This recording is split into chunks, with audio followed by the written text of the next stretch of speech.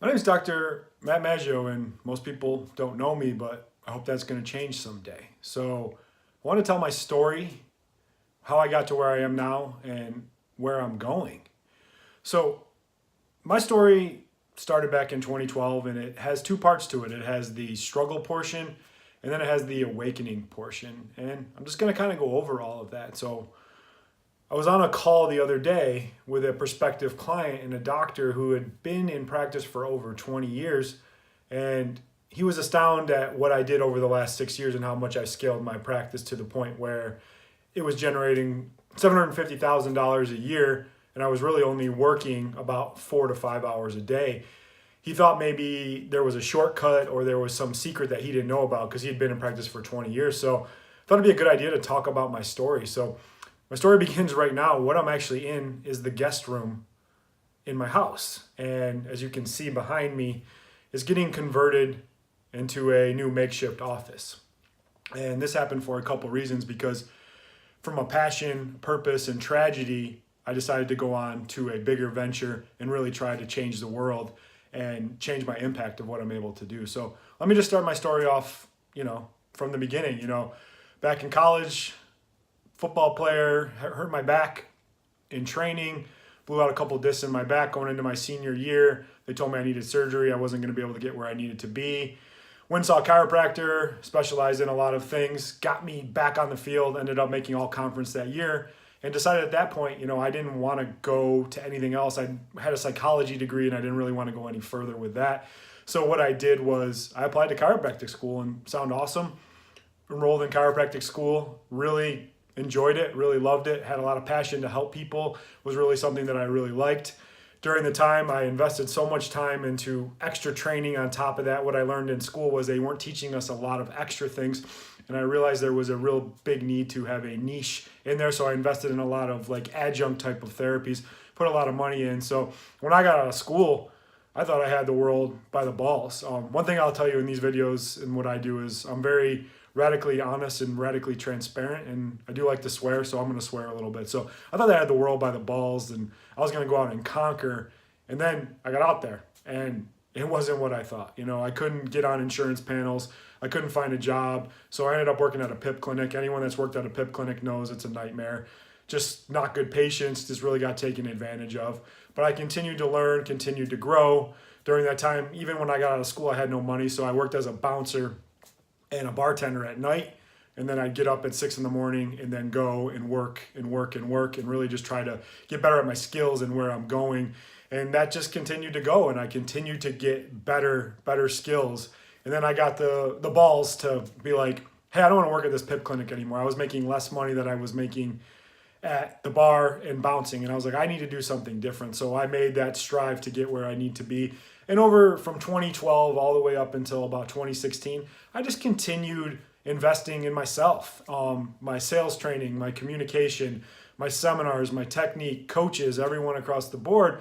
And I continued to build up my skill set, but I was still struggling getting where I needed to be. But I was learning on the job because in school we really weren't taught how to do the things that we need to do. And they kind of just throw you out to the wolves and you're like, what do I do? So I was struggling, but I was embracing the struggle because I knew that I needed to get to the next portion of my life. So as I continued to learn things on the fly, I just learned how to communicate better, how to present your offer better, how to talk to patients, how to be real, how to market, how to do these things. I learned these things on my own with some guidance from people on the internet, a couple coaches here and there, but mostly I learned these from trial and error, and I kind of perfected that in my own system to getting to the point where my practice was really thriving. I got into 2016 and I was doing really well. I ran a cash only practice, no insurance, anything like that. We were generating about $300,000 a year, really not having to work a ton, and really had a good practice for that. But then I got bored. I was just kind of going through the motions. I stopped taking care of myself. I let my health go. I let everything really just kind of go down the shitter. I put on another 60 pounds. I got depressed. I wasn't doing good. And I wasn't really enjoying practice anymore. Patients were beating me up mentally. I was getting beat up physically. And I really was like, did I really make a good choice here? I put all this work in to get to this point. And I'm like, here I am. And I was actually more miserable than where I started. And this is when my awakening happened. And it came out of really tragic circumstances. So in October of 2016, my father died at the age of 58. And he died under some pretty tragic circumstances. My dad was a former professional athlete, a former high-level referee, and he always ignored his pain. He didn't do the things that he needed to do. He had knee problems, things like that, but he always said he would be fine. As he got older, he started having problems, and it started with one surgery on his knee, a couple surgeries later, a knee replacement, then hip surgeries, and then back surgeries. Before it was all said and done, he had over 7 different surgeries, and all he could do was walk around in a walker and lost his dignity and who he was in life and reverted to pain pills like everyone else does, you know. Surgeries didn't work, so here you go. Take some pain pills and see what happens. And that's when he really started to fade. I remember, when was this? It was about a year before 2016, and I was sitting there talking to him at a coffee shop, and he fell asleep at the table. He couldn't even carry on a conversation. He lost his entire dignity. And I remember the day I got the call from my uncle, and I knew something was wrong because my uncle called me during the middle of seeing patients. And I was like, what's going on? And he told me my dad had been rushed to the hospital, and they found him unresponsive, and he was brain dead. And he had hypothermia, and I needed to fly up. I live in Florida, and I needed to fly up to New York and take care of that. And I just remember all these feelings that I felt. This horrible, it was the worst day of my life. I mean, nothing compared to what my dad had dealt with that day. But here's what happened to my dad that day. He messed up his pain pills, passed out on our back porch. Nobody found him for 8 hours. He laid out there. When he fell down, he bit through his tongue, swallowed it, but didn't die. He got hypothermia. And he ended up being unresponsive. He coded 8 times that day, 8 times. And I remember when I walked in that hospital room and I saw him hooked up on the machines, on life support, everything like that. It just really hit me hard of what happened to this man? What happened to him in this world? Like, that this happened, and this happens to everybody. And I remember pulling him off life support, holding his hand and watching those numbers tick down. And as they ticked down, then he died. And I gave him a kiss on the forehead. I told him I loved him. And I remember I walked out in the hospital away from my family and everyone like that. And I thought to myself, what a fucking tragedy. I can't believe this happened. And this happens to more and more people every day. This is when my awakening happened. Things need to change. And I realize that things need to change. I don't want to see people end up like my father did. This got so bad with my own family that after my father passed away, my stepbrother got hooked on his pain pills as well. And he ended up getting addicted as well. And he couldn't get pain pills anymore, so he overdosed on heroin and died at 27 years old. This shit is real. It's getting disgusting what it's becoming. Big pharma, big insurance, orthopedic surgeons are killing people every day, and they're making a shitload of money off it, and they're destroying quality of life. And I just couldn't be silent anymore. I couldn't keep my goddamn mouth shut because of what I saw. I saw what happened to my dad, and I saw that. I saw him on the life support. I saw him bloated and swelling and blood coming out of his mouth. And I think about that every day.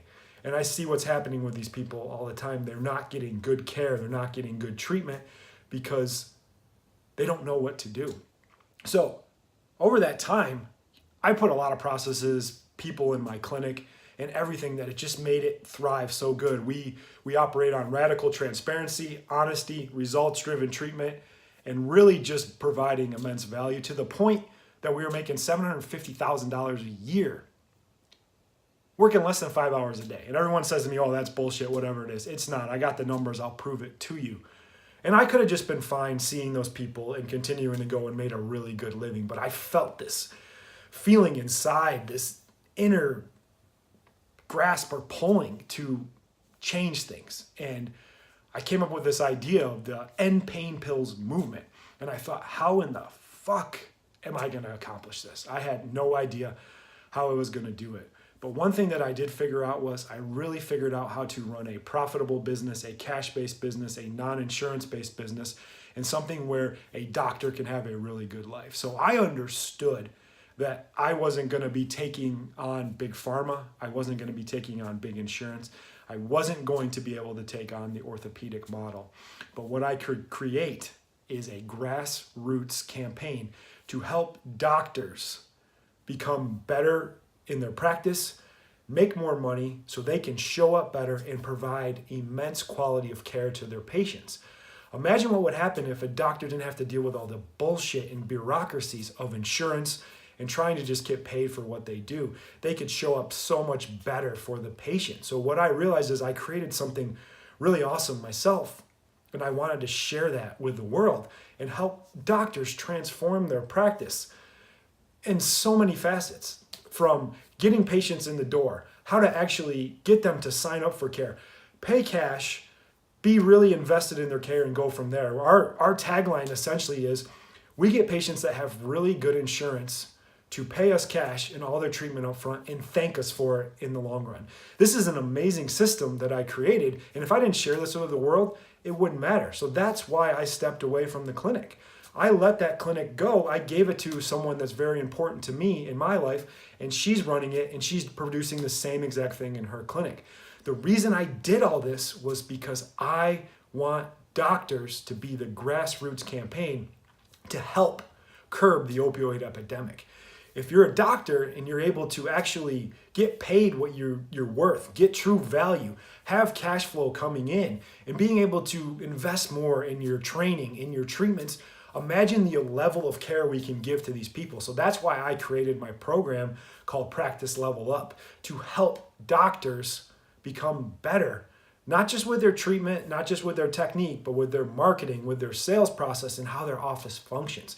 This is the way I'm going to make my dent in the world and take on big pharma and take on big insurance, because we're going to start with the doctors in a grassroots campaign, and those fuckers aren't even going to know what hit them by the time we start going. And I'm not going to stop until we end the pain pill movement.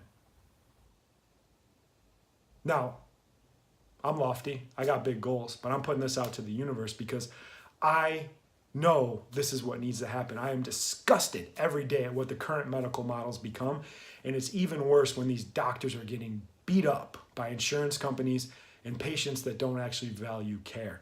This is why I started what I did, and this is what I'm going for, and this is why I converted my guest room into an office, because I'm all in. I don't care about the money at this point. I care about making an impact, and this is what I'm going to do. So if people are willing to come along with that journey, come check me out, see what I got, and anything that I can do to help, please feel free to reach out. Thanks for watching, and have a great day.